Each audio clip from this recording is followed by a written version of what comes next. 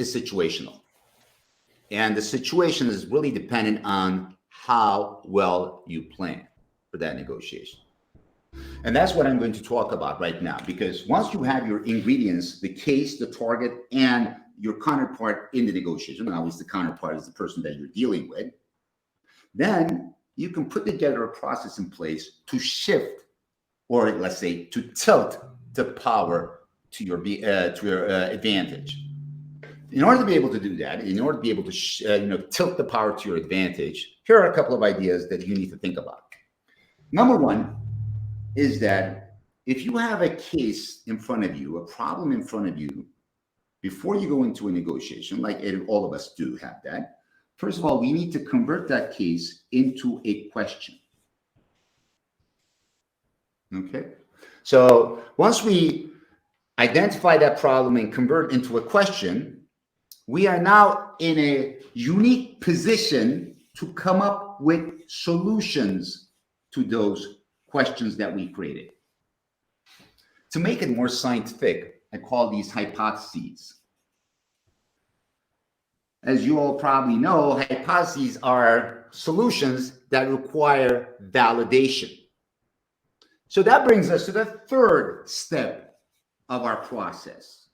The third step is basically trying to validate the solutions by analyzing.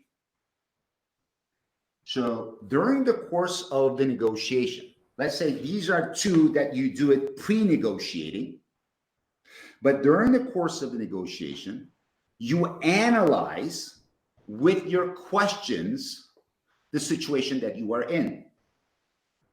If you can craft these two properly before a negotiation, what you end up with is basically shifting, or let's say tilting, the power to your benefit. Now, during the negotiation, if you can conduct a proper analysis, and the analysis is not that difficult, actually, it's all about asking questions, asking open-ended questions related to your hypotheses so that you will be able to validate them. And once you validate those hypotheses, now comes a time you can provide a solution and an offer.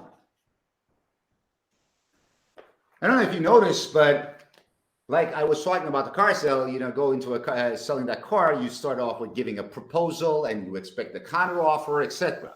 But in this stage, when you use the system two thinking, the process is a four-step approach. You start off with the converting your case into a question, finding a solution or a hypothesis, trying to validate that during the course of negotiation, and finally making that offer. So it comes at the end of these four steps.